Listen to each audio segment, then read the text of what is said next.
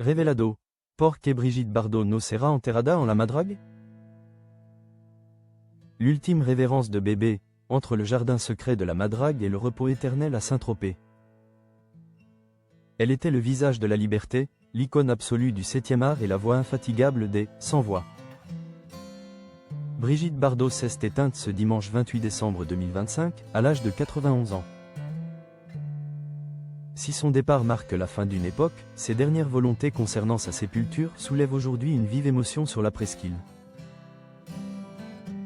Le destin a parfois un sens de l'ironie tragique. Après avoir été annoncée morte par erreur il y a quelques semaines, comme pour préparer le monde à l'impensable, Brigitte Bardot a cette fois réellement tiré sa révérence. C'est à l'aube, dans le silence de sa mythique demeure de la Madrague, qu'elle a rendu son dernier souffle. La nouvelle, officialisée par sa fondation auprès de l'AFP, a provoqué une onde de choc planétaire, déclenchant une pluie d'hommages à la mesure de son immense héritage.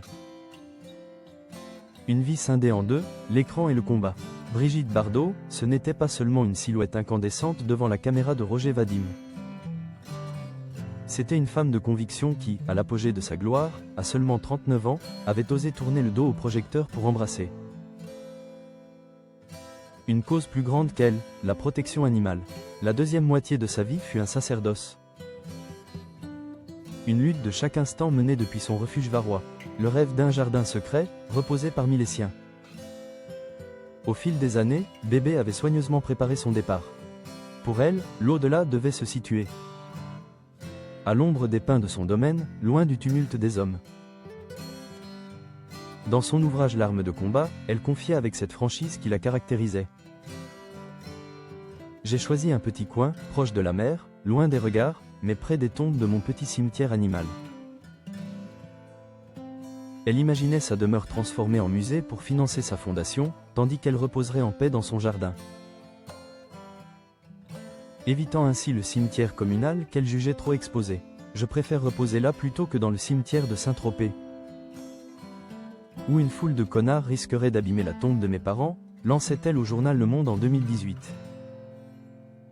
Le dernier revirement, le choix du cimetière marin. Pourtant, malgré ses volontés maintes fois répétées, et les autorisations qu'elle affirmait avoir obtenues, la réalité sera tout autre. La mairie de Saint-Tropez a brisé le silence ce lundi 29 décembre. L'icône ne sera pas inhumée sur ses terres privées.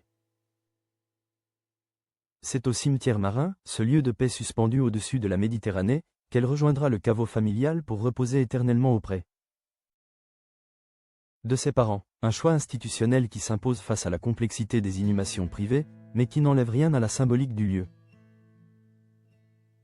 Alors que la date des obsèques reste encore entourée de mystères, Saint-Tropez se prépare à dire adieu à celle qui fut son étoile la plus fidèle. Brigitte Bardot s'en va, mais son cri pour les animaux et son image d'éternelle insoumise continueront de hanter les flots de la Madrague, là où son âme, à défaut de sa dépouille, restera à jamais ancrée.